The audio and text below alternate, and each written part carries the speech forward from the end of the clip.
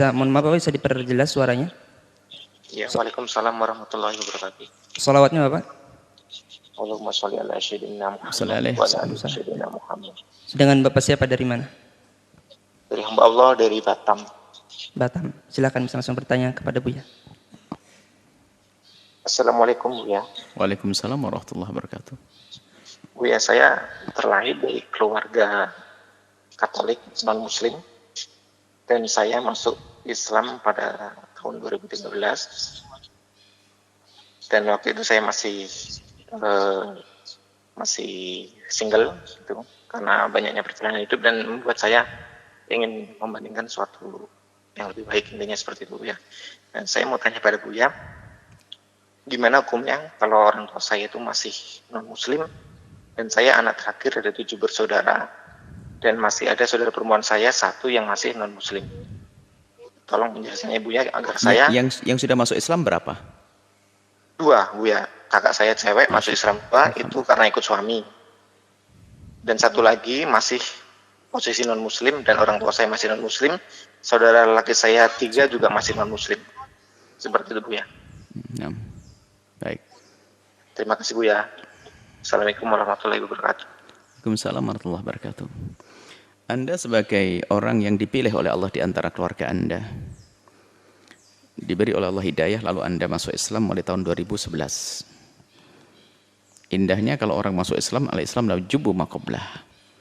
Kesalahan dan dosa Anda tahun 2011 ke atas, ini ke belakang, sebelumnya tidak akan dihitung sama sekali. Kalaupun Anda punya kesalahan, hanya dihitung mulai tahun 2011. Kalau saya mulai dari dulu sudah banyak dosa dicatat buat saya.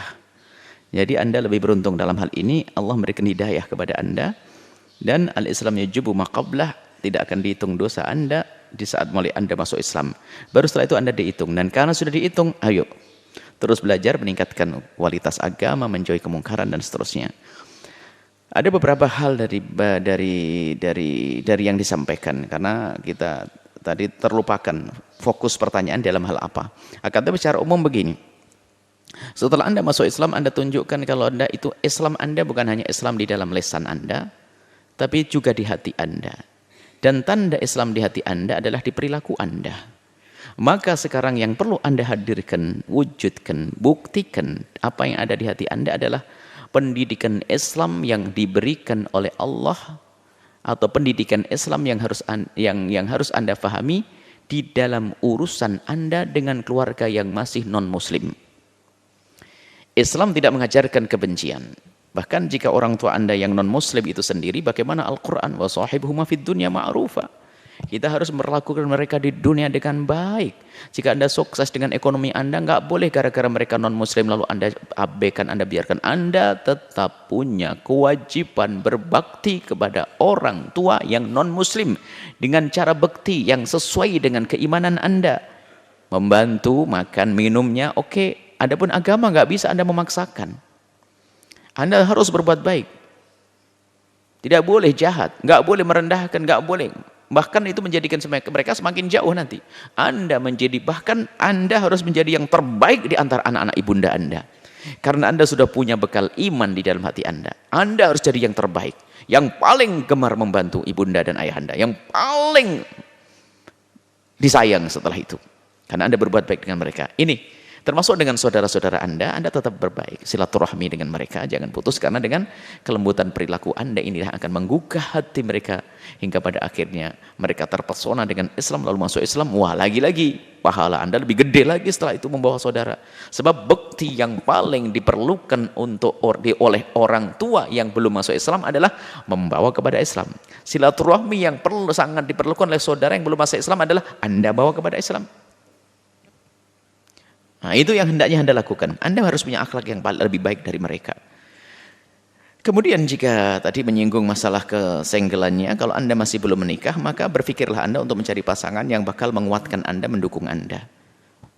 Wanita muslimah yang sekiranya bakal menguatkan Anda di dalam Anda menjalankan hidup ini. Karena Anda orang yang baru masuk Islam, harus wanita yang betul-betul kuat di dalam Islamnya.